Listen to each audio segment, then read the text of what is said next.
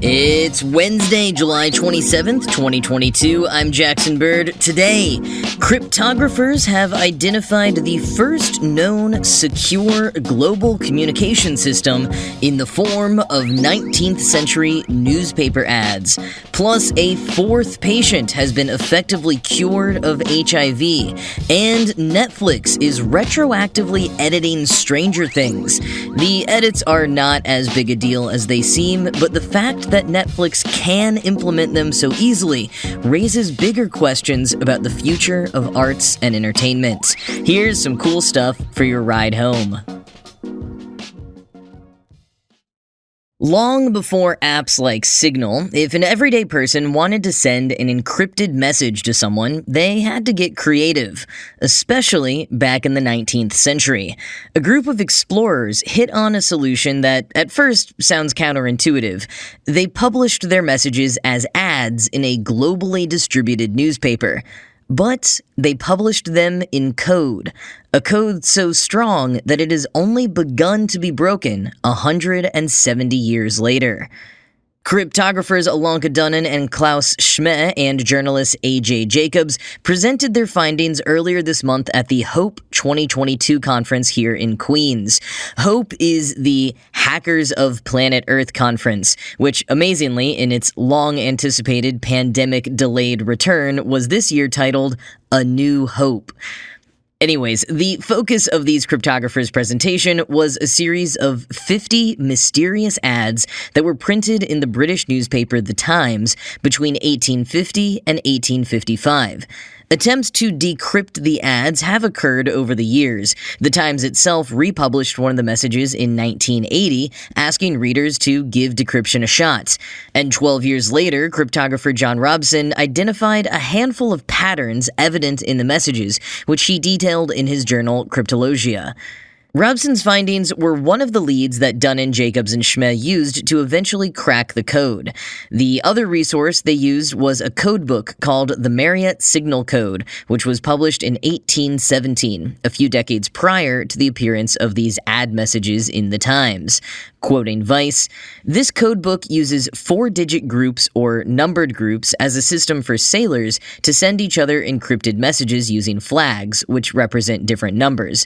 Dunnan and her colleagues then replaced the letters in the encrypted ads with digits, first 0 to 9, which didn't work, and then 9 to 0. End quote. That did indeed turn out to be the code system being used, but there's another contextual detail here.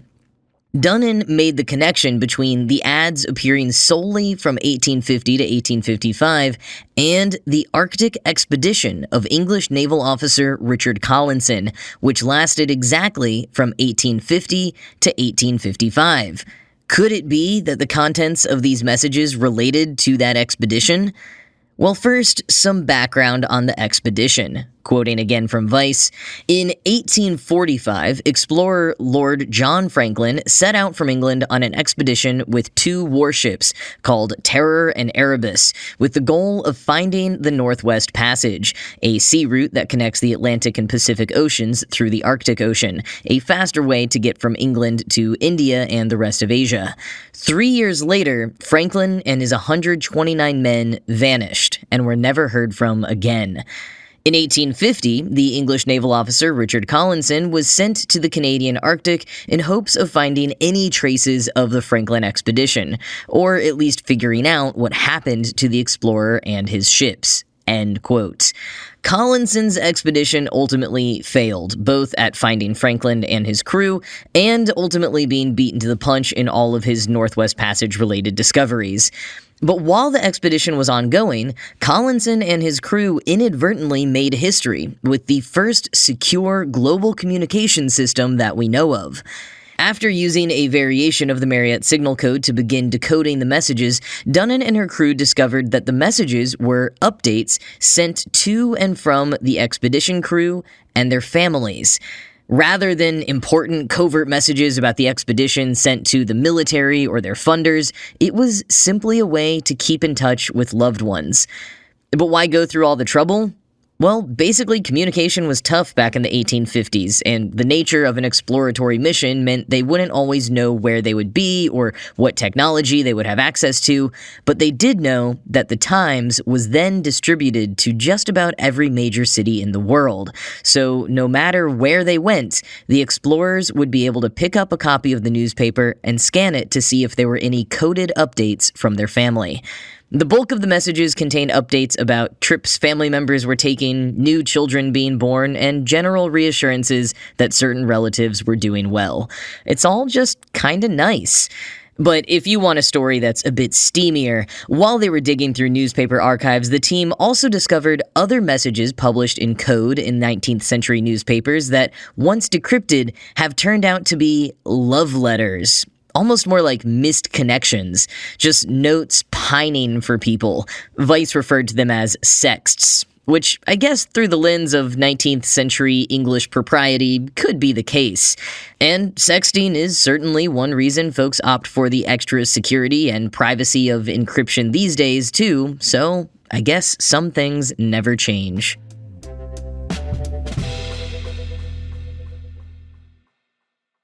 Yet another person appears to have been cured of HIV, adding further hope that a full cure could one day be accessible to all. Although, like with previous cases, there were a ton of caveats. This particular case would not be broadly replicable, but it could lead to important insight about other potential cures in general. The patient, who is staying anonymous for privacy's sake, has been HIV positive since the 1980s and is now 66 years old. A few years ago, he developed leukemia and underwent a bone marrow transplant as part of his treatment. Quoting the BBC, "By coincidence, the donor was resistant to HIV. The virus gets into our body's white blood cells by using a microscopic doorway, a protein called CCR5. However, some people, including this donor, have CCR5 mutations that bolt the door shut and keep out HIV." End quote. Following the transplant, all of the patient's vitals were closely monitored, and it was soon discovered that the HIV levels in his body had become undetectable. It has now been 17 months that he's been in remission, and he was able to stop taking the antiretroviral therapy that he'd been on for over 3 decades, the longest of any previous patient who has gone into HIV remission. He is the 4th and oldest yet person to be effectively cured of HIV. But bone marrow transplants would not be considered a suitable option for all people living with HIV. As Stephen Deeks, an HIV expert at the University of California, San Francisco, who was not involved in the research, said, quote, "The first thing you do in a bone marrow transplant is you destroy your own immune system temporarily. You would never do this if you didn't have cancer." End quote. Deeks continued, quoting Medical Express, he said that cases such as this patient offered a potential roadmap towards a more broadly available cure, possibly using CRISPR gene editing technology. "I think that if you can get rid of HIV and get rid of CCR5, the door by which HIV gets in, then you can cure someone," Deeks said. "It's theoretically possible, we're not there yet, to give someone a shot in the arm that will deliver an enzyme that will go into the cells and knock out CCR5 and knock out the virus. But that's science fiction for now," he says. End quote. Fortunately, in this case, so much that feels like science fiction keeps getting closer and closer to reality every day.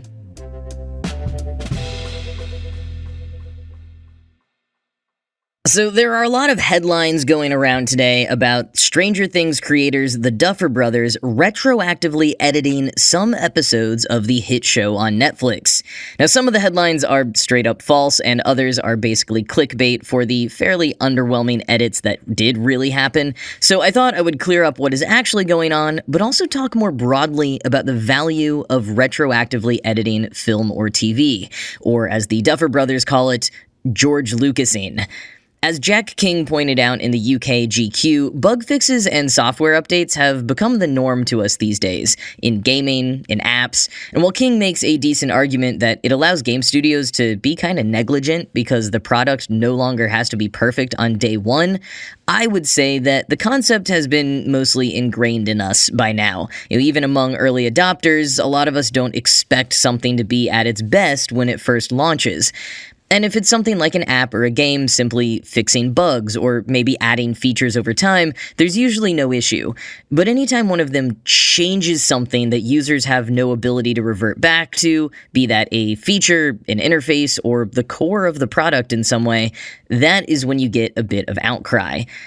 And the ability to update a movie or TV show after the fact in this way is mostly new territory.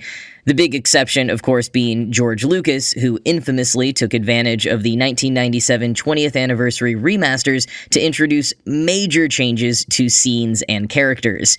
Now, Lucas notwithstanding, remasters and minor cuts or additions were about all you saw in movies. Unlike second and third editions of books, when new editions of movies were released, it usually just meant higher resolution and maybe some bonus features. Netflix, with their in-house properties making it easy to vertically control every element of a film or TV property and quickly make an edit live on everyone's devices, has broken the mold, ushering in a potentially whole new era of post-premiere editing. The Stranger Things changes are making headlines today, but Netflix has made other minor edits over the years. When Elliot Page publicly came out as trans at the end of 2020, Netflix immediately updated his name in the credits of every episode of The Umbrella Academy, which was an especially good thing to do because, as anyone else who's been watching the show recently can tell you, his name is the very first text that pops up on the screen in huge letters at the end of every episode. And technically, Netflix already edited Season 4 of Stranger Things before this latest brouhaha. They failed to put any sort of content warning at the start of the first episode of the latest season, which opens with graphic scenes of children dying, and which premiered mere days after the shooting at Uvalde Elementary School. Within about 12 hours, they had added a warning at the start of the episode, but not until after several fans and journalists had spoken up about it, so we know that it wasn't there to start. And in a sit-down interview with Variety last month, the Duffer Brothers admitted that they made other changes to Season 4 shortly after it premiered, but just, quote, some of the visual effects. It's not like story, but you're essentially patching in shots, end quote. They also said that it was the first time Netflix allowed anyone to patch something on opening weekend, implying that such patches do happen frequently at other times. The big change the Duffer Brothers say they're making, however, is a minor plot hole that has been pointed out by fans. In Season 2, it's established that the character Will Byers' birthday is on March 22nd, but in Season 4, an episode is set on that day, and not a single character, even his mother, acknowledges that it's his birthday. Now, the out-of-universe explanation is that the Duffer Brothers and the writers and everyone else on the show simply forgot that they had established Will's birthday previously. So, to make it, in their words, a bit less sad that no one said happy birthday to Will, they're gonna go back and change his birthday to May 22nd. March to May being an easy fix with ADR since the date is only established by Winona Ryder speaking it in Season 2. Now, those are the actual only changes that they've made, but fans online have been spreading rumors of a much more substantial change.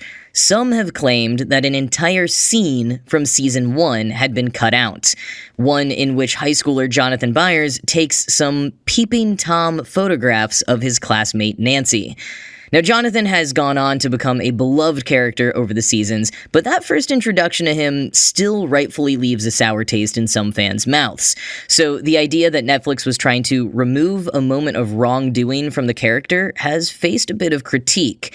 But the whole thing is just a rumor. That scene is still there, and the official Stranger Things account on Twitter reassured viewers that, quote, no scenes from previous seasons have ever been cut or re-edited, and they never will be, end quote.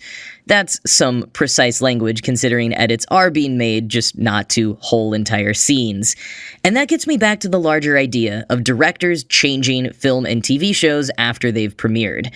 I've always been a little of two minds about this. Like, I'm pretty annoyed by the addition of that weird CGI Jabba the Hutt in A New Hope. I loved the puppet version in the later films, and I didn't get why that scene even needed to be added. But at the same time, I kind of like the idea that an artist could keep tinkering away with a piece of art even after it's been out there for public consumption.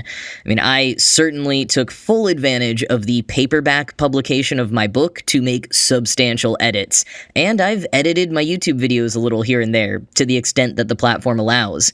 Because, on the one hand, there is something nice about being done with a project and not having to think about it again, letting it live as a reflection not just of your artistic vision, but of who you were as a person at the time. But on the other hand, why not give something an update as you and the world grow and change? Whoever said art had to be permanent? Now, we could kind of get into the art belonging to the artist or the audience debate here. Is it breaking some kind of trust or unspoken contract with the audience for an artist to start changing something that fans have fallen in love with? And especially with film, we can also recognize that a director, even when they are also the writer and creator, is not the only artist involved in the final product. In a movie like Star Wars, there were thousands of people who had a hand in making that movie, and several folks behind Lucas who signed off on it with the knowledge of what the fine cut of the movie was in 1977. Would they have still signed off on the version that Lucas changed it to in the 90s? And what about the people whose work was changed or removed by his changed vision? Like, I don't know, maybe the designer and puppeteers of the original Jabba.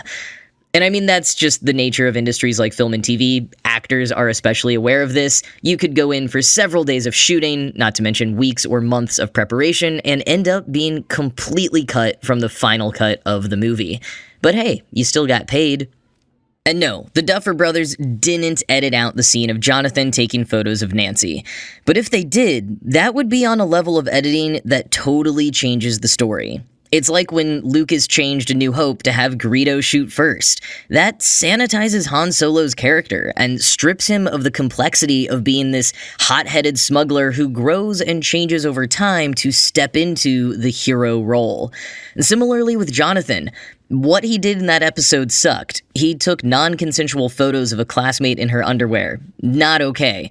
But removing that detail, when it happened in the story and is referenced again for multiple episodes afterwards, removes a layer of complexity to his character. And it's almost like trying to let him get away with it scot-free, which the show basically does anyways, but, at least the scene is still there for the fans that remember it to remember it. And I mean, at the end of the day, I don't think I care that much about any of this, but especially as streaming platforms become creators as much as distributors, it really makes you wonder about the integrity of any property you're watching. Will a movie that you watch in June be the same one that your friend watches in October? And since we barely own anything ourselves these days, can we even complain about that? The question of who owns art continues to get more and more complicated.